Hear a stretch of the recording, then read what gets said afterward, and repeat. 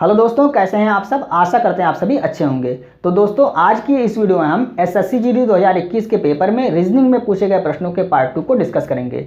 इससे पहले की वीडियो में हमने पार्ट 1 को डिस्कस किया हुआ है, जिसमें लगभग 15 प्रश्नों को हमने डिस्कस किया हुआ है। यदि आपने अभी तक उस वीडियो को वॉच नहीं किया हुआ है तो आप उसे प्लेलिस्ट में वॉच कर सकते हैं, या प्लेलिस्ट इस वीडियो के एंड में यहाँ पे शो होगी, आप वहाँ से भी वॉच कर सकते हैं। तो वीडियो को स्टार्ट करने से पहले यदि अभी तक आपने चैनल को सब्सक्राइब नहीं किया, चैनल को सब्सक्राइब कर लें और वीडियो को लाइक और शेयर करना ना भूलें। तो आइए आज की वीडियो को स्टार्ट करते हैं।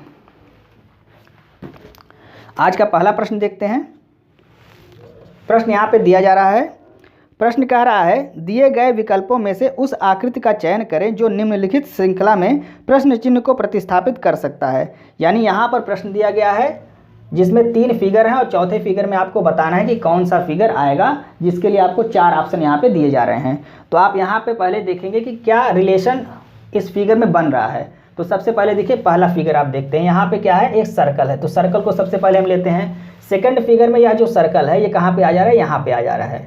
थर्ड फिगर में यह जो सर्कल है यहाँ की बजाय कहाँ आ जा रहा है, यहाँ पे आ जा रहा है। तो फोर्थ फिगर में कहाँ पे, यहाँ पे आ जाएगा। तो इस फिगर में आपका यह जो सर्कल है यहाँ पे आ जाएगा, यानी कि ऊपर आ जाएगा।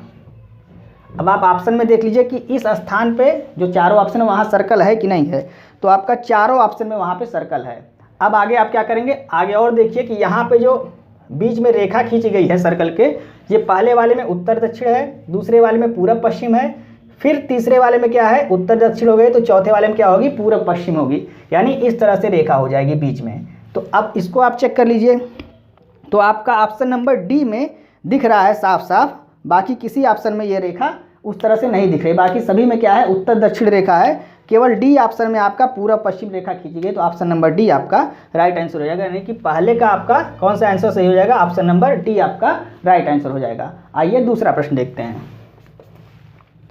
दूसरे प्रश्न में यदि आप डिक्शनरी देखना जानते होंगे तो इस प्रश्न को आप आसानी से कर लेंगे।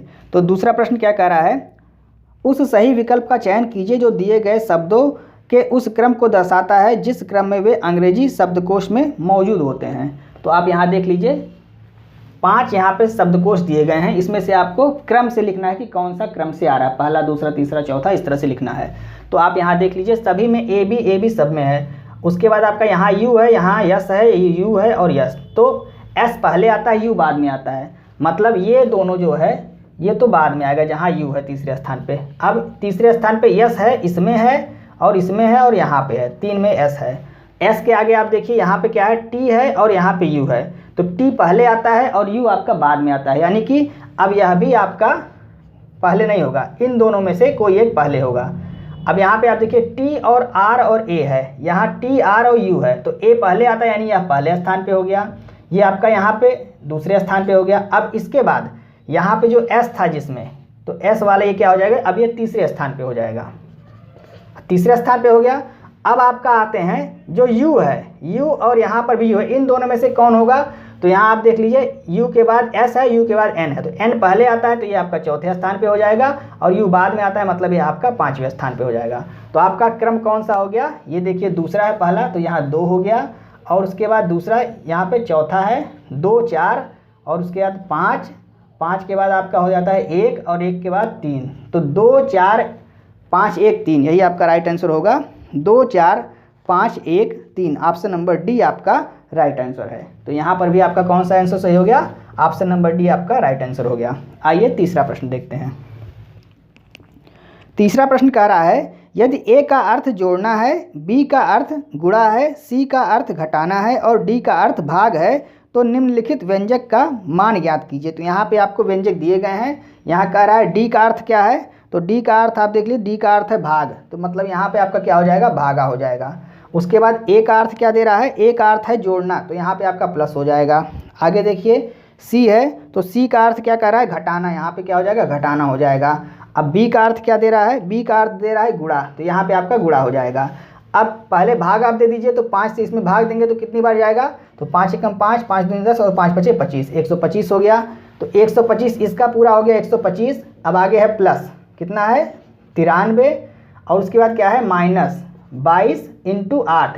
तो 22 और 8 का जब आप गुणा कर लेंगे कितना आ जाएगा, तो 8 दूनी 16 और 8 दूनी 16 1 17, इतना आ गया। इन दोनों को जोड़ लीजिए और इसको घटा दीजिए, तो कितना आ रहा है यहाँ पर आगे देख लीजिए आप। तो 5 और 3 8 हो गया और 9 और 2 11, 1 हो गया और 1 1 2, 218 में से कितना घटाना है, 176 आपको घटाना है, घटा दीजिए।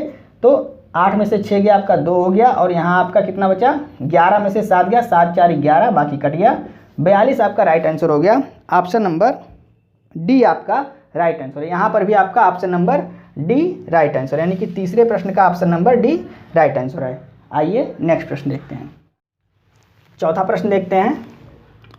प्रश्न कह रहा है निम्नलिखित आकृति में वृत्त वायरस का प्रतिनिधित्व करता है। तो जो वृत्त है ये किसका प्रतिनिधित्व कर रहा है, वायरस का।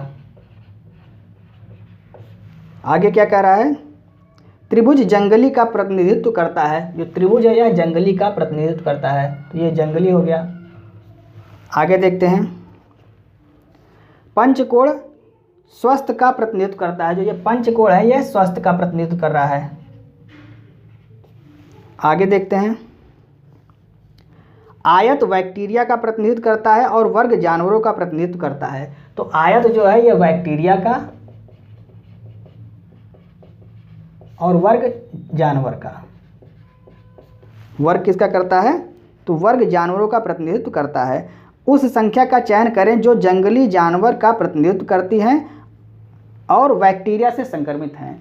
तो जंगली जानवर और बैक्टीरिया ये तीनों आपको देखना है किस में आ रहे हैं। तो जंगली हो गए, जानवर हो गए और बैक्टीरिया, मतलब कि त्रिभुज में और वर्ग में और आयत में तीनों में कौन सी संख्या आ रही है वही आपको देखना है। तो आप ध्यान से देखिए, त्रिभुज में और आयत में और वर्ग में आपका कौन सा आ रहा है, यह 26 आ रहा है।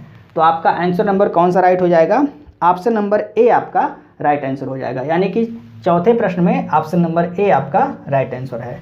यहाँ पे आपको देखना है कि जंगली, बैक्टीरिया और जानवर इन तीनों में कौन सी संख्या आ रही है। तो 26 तीनों में आ रही है। आइए पांचवा प्रश्न देखते हैं। प्रश्न कह रहा है LMNOPQ परिवार एक कॉलोनी के एक पंक्ति में बने घरों में रह रहे हैं। Q और O M के पड़ोसी हैं। अब यहाँ पे देखिए कह रहा है Q और O M के पड़ोसी हैं। तो Q जो है और O ये दोनों M के पड़ोसी हैं। तो M हमने यहाँ पे बीच में लिख दिया, चूँकि बीच में लिखेंगे तो दोनों M के पड़ोसी हो जाएंगे। आगे क्या कह रहा है, L और N P के पड़ोसी हैं। L और N ये किसके पड़ोसी हैं, P के पड़ोसी हैं। तो जिसके पड़ोसी हैं उसको बीच में रखेंगे तो दोनों P के पड़ोसी हो गए।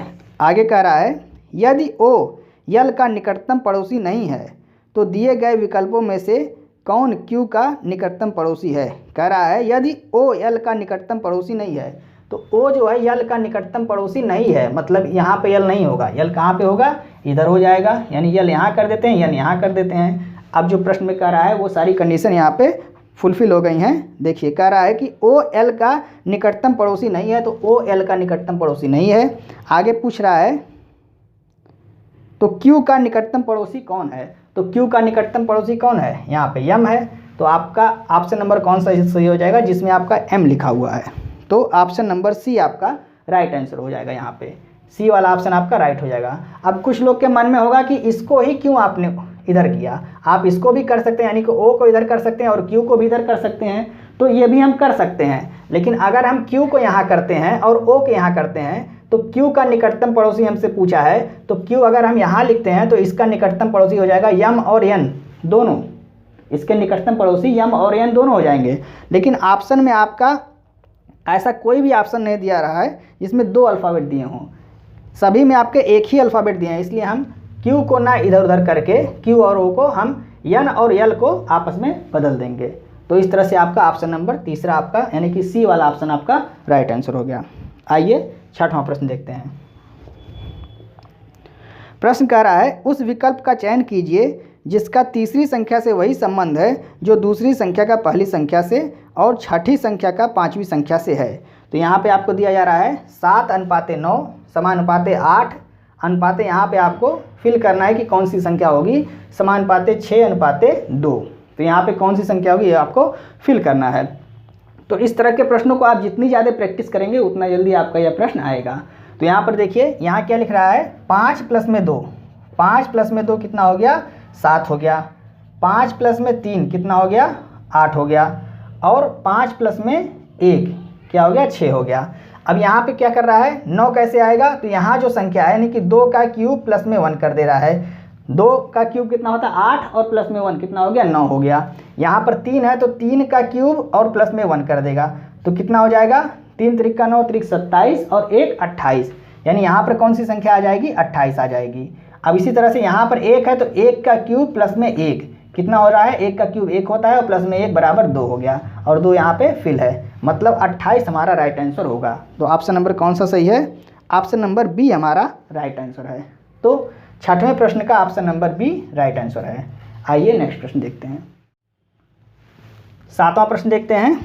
प्रश्न कह रहा है दिए गए विकल्पों में से उस संख्या का चयन कीजिए जो निम्न श्रृंखला में प्रश्नवाचक चिन्ह के स्थान पर आएगी। अब यहाँ पे आपको श्रृंखला दी गई है, तो अब श्रृंखला आपकी ये दी गई है, इसमें आपको ज्ञात करना है कि यहाँ पे प्रश्नवाचक चिन्ह के स्थान पे कौन सा संख्या आएगा। तो आप देख लीजिए यहाँ पे हम क्या करते हैं, इसका और इसका अंतर निकालते हैं, यानी कि एक छोड़ के दूसरे का अंतर निकालते हैं, इसका निकालते हैं और इसका निकालते हैं। कितना आ रहा है तो यहाँ देखिए 89 है, यानी कि 89 है और यहाँ पे 82 हो गया, मतलब 7 का अंतर है। इसमें देखिए कितने का अंतर है तो यहाँ 82 से 85 हो गया, यहाँ पर भी आपका 7 का अंतर है। 85 से 68 हो गया, यहाँ पर कितने का अंतर है तो यहाँ पर भी आपका 7 का अंतर है। अब इन दोनों में देखते हैं यहाँ और यहाँ वाली संख्या में क्या अंतर होगा। तो 84 से कितना हो गया 79 हो गया, तो कितने का अंतर है 5 का अंतर है, मतलब 5 माइनस हो गया, यहाँ पे 5 माइनस हो गया। यहाँ क्या हो रहा है, यहाँ 7 माइनस हो रहा है और यहाँ पे 5 माइनस हो रहा है। अब यहाँ देखिए 79 है और 74 है, यहाँ पर भी आपका 5 माइनस हो गया, तो आगे वाले में भी आपका क्या होगा 5 माइनस हो गया। तो 74 में अगर 5 आप माइनस करते हैं तो कितना आ जाता है 69, यानी आपका 69 69 आपका राइट आंसर होगा। ऑप्शन नंबर कौन सा सही है, ऑप्शन नंबर बी आपका राइट आंसर है। तो 7वें का कौन सा आंसर सही है, ऑप्शन नंबर बी आपका राइट आंसर है। आइए 8वां प्रश्न देखते हैं। 8वां प्रश्न कह रहा है दिए गए विकल्पों में से उस संख्या का चयन करें जो निम्नलिखित श्रेणी में प्रश्न चिन्ह के स्थान पर आ सकती है। तो यह आपकी श्रेणी दी गई है 3, 5, 8, 11 और यहाँ पे आपको बताना है क्या आएगा 19 और 24। ये आपको श्रृंखला दी गई है, एक श्रेणी दी गई है। अब इसमें आपको प्रश्नवाचक चिन्ह के स्थान पे क्या आएगा वो चीज़ ज्ञात करना है। तो देख लीजिए यहाँ पे, यहाँ क्या लिखा हुआ है 2 प्लस में 1 3 लिखा हुआ है। यहाँ पर क्या है 3 प्लस में 2 5 हो गया। यहाँ पे क्या है 5 प्लस में 3 8 हो गया। यहाँ पे क्या लिखा है तो यहाँ पे आपका हो गया 7 प्लस में 4 11 हो गया। अब आप ध्यान से देखिए यहाँ पर क्या हो सकता है, तो ये आपका 2 है, फिर 3 है, फिर 5 है, यहाँ 4 नहीं लिखा गया है और यहाँ पे आपका 6 नहीं लिखा गया है, 7 आ गया है। तो आप अगर ध्यान से देखिए तो आपको दिख रहा होगा कि ये अभाज्य संख्याएं हैं। 2, 3, 5 और 7 ये अभाज्य संख्याएं हैं। इधर तो आपका 1, 2, 3, 4, 5, 6, 7 इस तरह से बढ़ता जाएगा लाइन से, सीरियल से, एक क्रम से। लेकिन यहाँ पे जो पहले ऐड हो रहा है यानी कि 2, 3, 5, 7 अभाज्य संख्या है। तो 7 के बाद कौन सी अभाज्य संख्या आएगी, तो 7 के बाद आपकी 8, 9 और 10 ये अभाज्य संख्या नहीं है। 11 आपकी अभाज्य संख्या है, तो 11 प्लस में यहाँ 4 था तो आगे हो जाएगा 5। अब इसमें आप देख लीजिए 11 के बाद कौन सी अभाज्य संख्या आती है, तो 11 के बाद आपकी आती है 13। 13 प्लस में 5 था तो यहाँ 6 हो गया, कितना हो गया 13 6 19 हो गया। अब उसके बाद 13 के बाद अभाज्य संख्या कौन सी आएगी, तो 14, 15, 16 ये नहीं होती है, 17 आपकी अभाज्य संख्या होती है। 17 प्लस में कितना हो जाएगा, यहाँ 6 था तो 7 हो गया। अब 7 7 14 यानी कि 24 हो गया। तो 24 यहाँ पे लिखा है, 19 लिखा है, यहाँ पे कितना हो जाएगा 11 प्लस में 5 बराबर 16, यानी यहाँ पे क्या फिल होगा 16। तो ऑप्शन नंबर कौन सा राइट हमारा आंसर हो जाएगा, ऑप्शन नंबर डी हमारा राइट आंसर हो जाएगा, यानी 8वें का ऑप्शन नंबर डी हमारा राइट आंसर है। अब आइए 9वां प्रश्न देखते हैं। 9वां प्रश्न में आपको फिगर दिया गया है और आपको फिगर केवल देखना है। प्रश्न कह रहा है दी गई आकृति की सही दर्पण छवि का चयन करें जब दर्पण को आकृति के दाईं ओर रखा जाता है। दाईं ओर मतलब ये हमारा दायां है, तो इस आकृति के दाईं ओर मतलब यहाँ पे आपको एक दर्पण रखा गया है। अब इसकी छवि को बताना है कि कौन सी छवि आएगी। तो दर्पण के जो नज़दीक होता है वो इधर भी नज़दीक होता है, यानी आप इस तरह से अगर बनाएंगे तो दर्पण के नज़दीक ये है तो यही रहेगा, तो 8 का तो सीधे 8 ही हो जाएगा। अब यहाँ देखिए ये वाला जो मुख है 6 का, ये और ये इधर होगा, मतलब दर्पण के नज़दीक यही है ना, ये वाला भाग दर्पण के दूर है, तो दर्पण के नज़दीक ये दोनों है, तो यहाँ भी आपका दर्पण के नज़दीक हो जाएगा। 3 में देखिए ये वाला भाग इधर जो निकला हुआ ये दूर है, लेकिन ये वाला भाग नज़दीक है, तो यहाँ पर दर्पण के इस साइड में क्या होगा, ये इस तरह से बन जाएगा, यानी ये वाला भाग दर्पण के नज़दीक होगा। आप बस इतना ध्यान रखिए कि दर्पण के नज़दीक जो है वो इधर भी नज़दीक होगा, तो ये दोनों भाग नज़दीक है तो ये इधर नज़दीक हो जाएगा। अब इसी आकृति को आप देख लीजिए, केवल इसको आपको निकालने की जरूरत नहीं है, आप दर्पण के इधर वाला आकृति को देख लीजिए। अगर आपका ऑप्शन मिल जा रहा है तो टिक करके आप आगे बढ़ जाइए, आप इसको निकालने में अपना समय खराब मत कीजिए। तो आप देख लीजिए चारों ऑप्शन में से ये वाला किस में दिख रहा है, तो आप ध्यान से देखिए, पहले में नहीं है, दूसरे में आपका 3 जो है वो गलत लिखा हुआ है, तीसरे में आपका भी नहीं, तीसरे में भी नहीं है, 6 गलत लिखा हुआ है, चौथे में आपका सही है, यानी कि आपका ऑप्शन नंबर डी यहाँ पे राइट आंसर हो जाएगा। 9वें प्रश्न का ऑप्शन नंबर डी आपका राइट आंसर हो। यह जो आकृति है ऑप्शन नंबर डी में आपको मिल रही है। आइए 10वां प्रश्न देखते हैं। 10वां प्रश्न देखते हैं। प्रश्न कह रहा है उस विकल्प का चयन कीजिए जिसका तीसरे पद से वही संबंध है जो दूसरे पद का पहले पद से है। कह रहा है CAPSULE अनुपाते PACSELU समानुपाते PINDROP। तो इसका संबंध क्या होगा हमको ज्ञात करना है। तो हम इन दोनों का पहले संबंध देख लेते हैं कि क्या संबंध हो रहा है। तो यहाँ पे अगर आप ध्यान से देखिए तो आपको दिख रहा होगा A का A ही लिख दिया है, S का S लिख दिया है और यहाँ पे L का L लिख दिया है। अब यहाँ देखिए C को इधर कर दिया है और P को इधर कर दिया है। यहाँ पे देखिए U को इधर कर दिया है और E को इधर कर दिया है। तो सेम कंडीशन आप यहाँ पर करेंगे। यहाँ क्या करेंगे, P को यहाँ कर देंगे और N को आप यहाँ कर देंगे और I को ऐसे रहने देंगे। फिर आप D को ऐसे रहने देंगे, R को इधर कर देंगे और P को इधर कर देंगे और O को यहाँ सीधे उतार देंगे। यानी NIPDR, यहाँ पे क्या है, यहाँ पे P है, ये P इधर आएगा ना तो यहाँ P हो जाएगा। तो NIPDPOR, NIPDPOR option number D आपका राइट आंसर है। NIPDPOR ऑप्शन नंबर डी आपका राइट आंसर है। आइए 11वां प्रश्न देखते हैं। 11वां प्रश्न में कह रहा है अकरम, नागेश, गिरीश, विक्रम और सतपाल किसी पंचभुजाकार मेज के 5 कोने पर बैठे हैं। सभी मेज की केंद्र की ओर अभिमुख होकर बैठे हैं, मतलब केंद्र की ओर मुख करके बैठे हुए हैं। आगे कह रहा है गिरीश विक्रम के बाएं तीसरे स्थान पर है। तो पहले हम एक मेज बना लेते हैं जो पंचमुखाकार है, यानी कि यह एक मेज हो गया आपका। अब यहाँ पे देखिए कह रहा है अकरम, तो अकरम को हम A से डिनोट करेंगे, नागेश को N से, गिरीश को G से, विक्रम को V से और सतपाल को S से डिनोट करते हैं। तो आगे कह रहा है गिरीश विक्रम के बाएं तीसरे स्थान पे है। अब आपको यह भी ध्यान देना है, यह आपका क्या होता है, दायां होता है और ये आपका क्या होता है, बायां होता है। यह आपको ध्यान रखना है। प्रश्न कह रहा है गिरीश विक्रम के बाएं तीसरे स्थान पे है। विक्रम के बाएं, तो विक्रम को अगर आप यहाँ बैठाते हैं तो इसके बाएं तीसरे स्थान पे, यानी कि 1 2 3 स्थान पे कौन है, गिरीश बैठा हुआ है। विक्रम के बाएं, इधर से आपका बायां चलेगा तो 1 2 तीसरे स्थान पे गिरीश बैठा हुआ है। आगे कह रहा है सतपाल नागेश के बाईं ओर बगल में बैठा है। तो सतपाल नागेश के बाईं ओर बैठा है। सतपाल नागेश के बाएं, तो नागेश यहाँ पे हो जाएगा, इसके बाईं ओर कौन बैठा है, सतपाल बैठा है। S से आपका सतपाल हो गया।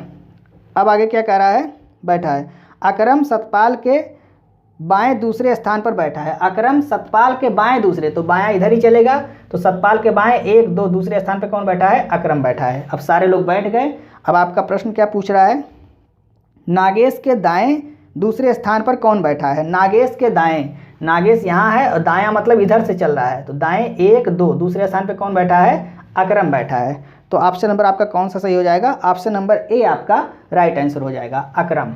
ए ऑप्शन आपका राइट आंसर हो जाएगा। आइए 12वां प्रश्न देखते हैं। प्रश्न कह रहा है किसी निश्चित कूट भाषा में SHEER को 21102220 के रूप में कूटबद्ध किया जाता है और NIGST को 163910222 के रूप में कूटबद्ध किया जाता है। तो उसी कूट भाषा में RIGST को किस रूप में कूटबद्ध किया जाएगा। तो यहाँ पर देख लीजिए कह रहा है SHEER को इस रूप में कूटबद्ध किया जाता है, NIGST को इस रूप में कूटबद्ध किया जाता है। तो इसको क्या लिखा जाएगा। अब आप अगर यहाँ ध्यान से देखिए तो आपका इन दोनों में एक अक्षर कॉमन है, H यहाँ पर भी है, H यहाँ पर भी है। H का कोड यहाँ पे क्या दिया हुआ है, 10, यहाँ पर भी 10 दिया हुआ है। मतलब जो भी यहाँ पे अल्फ़ाबेट दिए गए हैं उनका कोड नीचे लिखा हुआ है, आपको सिर्फ कोड देख के इसमें आपको फिल कर देना है। तो फिल कैसे करना है, अब R का कोड देख लीजिए यहाँ पे क्या लिखा हुआ है। तो R का यहाँ पे देखिए 20 है, E का 2 है, यहाँ पर भी E का 2 है, E का 2 तो यहाँ पर भी E का 2 हो गया। अब यहाँ पे s का कितना हो गया 21 हो गया, n का यहाँ पे 16 है, i का 3 है, g का 9 है और t का 22 है। अब यही आपको देख के फिल कर देना है। तो r का कोड क्या है यहाँ पे देखिए 20 है तो 20 हो गया, i का क्या है 3 है 3 हो गया, g का क्या है यहाँ पे 9 है तो 9 हो गया, h का कितना है 10 है 10 हमने फिल कर दिया और t का कितना है 22 है। यही आप देख लीजिए 20 और 39 10 22, 20 39 10 22, 20 39 10 22, ऑप्शन नंबर सी आपका राइट आंसर है। तो यहाँ पे आपका option number C right answer हो गया। आपको सिर्फ क्या करना है, कोड देख लेना है किसका कोड कौन सा है और उसी कोड को आपको यहाँ पे फिल कर देना है, बस और कुछ नहीं करना है। आइए 13वां प्रश्न देखते हैं। 13वां प्रश्न देखते हैं। 13वें प्रश्न में सिर्फ आपको देखकर उत्तर देना है। तो यहाँ पर देखिए प्रश्न कह रहा है, कागज के एक टुकड़े को मोड़ने के क्रम और मुड़े हुए कागज को काटने के तरीके को निम्न आकृतियों में दर्शाया गया है। खोलने पर यह कागज कैसा दिखाई देगा, ये आपको ज्ञात करना है। 4 ऑप्शन इसके लिए आपको यहाँ पे दिए गए हैं। तो यहाँ पे आपका जो कागज को फोल्ड किया गया है वो पहले इस तरह से फोल्ड किया गया है और उसके बाद ऊपर से इधर फोल्ड किया गया, मतलब यह आपको इतना आपको मिल गया। अब इसमें 3 कट आपको लगाया गया है, जिसमें से एक सर्किल है, एक आयत है और एक त्रिभुज है। अब इसको जब आप ओपन करेंगे तो सबसे पहले आप इसको इधर ओपन करेंगे, तो जब इधर ओपन करेंगे तो एक सर्किल यहाँ पे हो जाएगा और ये जो त्रिभुज नीचे है ये क्या हो जाएगा, ऊपर हो जाएगा और ये उल्टा हो जाएगा, यानी कि इस तरह से हो जाएगा। यह त्रिभुज हो गया और उसके नीचे यह आपका आयत हो जाएगा। अब जब इसको इधर खोलेंगे तो यह सर्कल एक आपका यहाँ पे हो जाएगा और ये वाला सर्कल एक यहाँ पे हो जाएगा। ये त्रिभुज आपका इधर हो जाएगा, मतलब त्रिभुज आपका यहीं पे रहेगा और इधर वाला त्रिभुज भी आपका कहाँ रहेगा, यहीं पे रहेगा। और यहाँ पे आपका क्या हो जाएगा, आयत आ जाएगा, यहाँ पे आपका आयत बन जाएगा। अब यही आकृति आपको देख लेना है कि कहाँ पर है। तो आप चारों ऑप्शन देख लीजिए किस ऑप्शन में आपको दिख रहा है। ए में तो नहीं है, ए में आपका बहुत ही नज़दीक सर्कल जो है वो बहुत नज़दीक दे दिया है, यहाँ पे थोड़ा सा दूर रहेगा, इसलिए आपका ए नहीं होगा। बी देख लीजिए, बी में नहीं होगा। सी में आपका सही है, डी आपका नहीं होगा, यानी कि सी आपका राइट आंसर है। यहाँ पे आपको यह वाली आकृति मिल जा रही है, तो ऑप्शन नंबर सी आपका राइट आंसर होगा। 13वें प्रश्न का ऑप्शन नंबर सी आप ध्यान से देखिए, तो सी आपका राइट आंसर हो गया। आइए 14वां प्रश्न देखते हैं।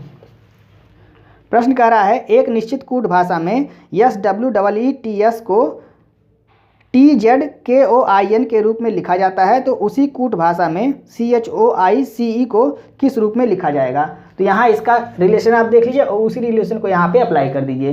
तो यहाँ पर देखिए इसका कोड कितना होता है, S का 19 होता है, W का कितना होता है 23 होता है, E का 5 और T का आपका 20 होता है, S का 19 होता है। यहाँ पर देखिए T का कितना होता है 20 होता है, Z का 26 होता है, K का आपका कितना होता है 11 और O का 15, I का 9, N का 14। तो यहाँ देखिए 19 से क्या हो रहा है 20, यानी कि +1 हो गया।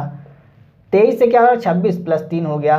5 से 11 हो जा रहे हैं, यानी कि 5 और 6 5 11, यानी कि +6 हो गया। अब 5 से 15 हो गया, 5 से 15 मतलब 10 की वृद्धि हो गई। यहाँ क्या हो गया 20 से 9 हो गया, मतलब घट गया। कितना घट गया, तो आपका 11 घट गया, -11। अब इसको -11 भी आप कर सकते हैं या आगे आप प्लस भी कर सकते हैं। आप इसको प्लस में जेड के आगे फिर ABCD करके आप प्लस में भी कर सकते हैं। यहाँ पर देखिए कितना हो गया, यहाँ पे आपका S है मतलब 19 है और ये 14 हो गया, तो कितना घट गया आपका 5 घट गया, -5। अब सेम रिलेशन आपको यहाँ पे अप्लाई कर देना है। तो C में C की कितना है, यहाँ 3 होता है, इसका 8 होता है, यहाँ 15 होता है, यहाँ 9 होता है, C का 3 होता है और E का 5 होता है। तो पहले क्या करेंगे आप, पहले आप 1 घटाएंगे, 1 ऐड करेंगे, तो C 3 है, 4 क्या हो जाएगा आपका D हो जाएगा। अब 8 में आपको कितना ऐड करना है, 3 ऐड करना है, तो 8 3 11 आपका किसका हो जाएगा, K का हो जाएगा। 15 यहाँ पे है, 15 में क्या करना है आपको 6 ऐड करना है, 15 6 21 आपका U का हो जाएगा। अब आपका देख लीजिए, इसके बाद आप देख लीजिए ऑप्शन को कहीं मिल रहा है DKU आपका किसी ऑप्शन में अगर मिल रहा हो तो आप टिक कर दीजिए। तो ऑप्शन नंबर आपका कौन सा सही है, DKU 2 ऑप्शन में है। तो अभी एक और स्टेप आप आगे चल लीजिए, यानी यहाँ देखिए 9, यानी कि 9 है चौथे स्थान पे, कितना ऐड हो रहा है यहाँ पे, तो 10 ऐड हो रहा है, तो 9 और 10 कितना हो गया 19, मतलब S हो गया। तो DKUS आपका ऑप्शन नंबर कौन सा सही हो गया, DKUS ऑप्शन नंबर बी आपका राइट आंसर हो गया। आप इसी पर टिक करके आगे बढ़ सकते हैं, आगे करने की आपको ज़रूरत नहीं है। तो कौन सा ऑप्शन सही हो गया, ऑप्शन नंबर बी आपका राइट आंसर है। आइए 15वां प्रश्न देखते हैं। 15वां प्रश्न कह रहा है, C ने B से एक मशीन खरीदी जिसने इसे A से खरीदा था। C ने मशीन को ₹9,360 में खरीदा। इस बिक्री पर ए और बी ने क्रमशः 30% और 20% का लाभ अर्जित किया। ए ने मशीन को किस मूल्य पर बेचा, ये आपको ज्ञात करना है। ए ने मशीन को किस मूल्य पर बेचा। तो यहाँ कह रहा है 3 लोग हैं, ए हैं, बी हैं और सी हैं। अब कह रहा है सी ने बी से मशीन को खरीदा, जिसने ए से मशीन को खरीदा, यानी कि बी ने ए से खरीदा था और सी ने बी से खरीदा। और सी ने कितने में खरीदा, ये आपको यहाँ पे निश्चित राशि दिया हुआ है। इसके बाद आगे कह रहा है इस बिक्री पर ए और बी को क्रमशः 30% और 20% लाभ हुआ, यानी ए को 30% लाभ हुआ और बी को कितना हुआ 20%। तो इसको 30% हुआ और इसको 20% लाभ हुआ। मतलब अगर इसने 100 में खरीदा था तो बेचा कितने में, 30% लाभ पर, यानी कि 130 में बेचा।